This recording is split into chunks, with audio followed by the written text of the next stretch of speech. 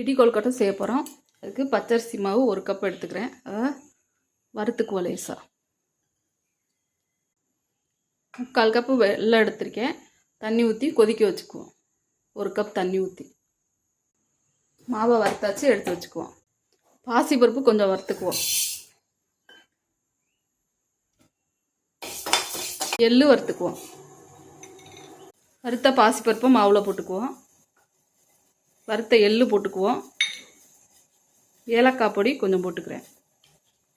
உப்பு கொஞ்சம் நைஸ் உப்பு கொஞ்சம் போட்டுக்கிறேன். இப்போ பாகு ஊற்றி பிசைஞ்சுக்குவோம். மாவு பாகு வடிகட்டி ஊற்றிக்கிட்டே மாவு பிசைஞ்சுக்குவோம். 1 ஸ்பூன் நெய் ஊற்றி தேங்காய் பல்லாக போட்டு அதில் வதக்கிக்குவோம். தேங்காயும் மாவில் போட்டு பிசைஞ்சுக்குவோம். மாவு பிசைஞ்சு ஒரு 5 நிமிஷம் ஊற வச்சுட்டு இது மாதிரி பிடிச்சி வேக வச்சுக்கலாம். பிடி கொழுக்கட்டை ரெடி ஆயிடுச்சு. 10 நிமிஷத்தில் வெந்துருச்சு.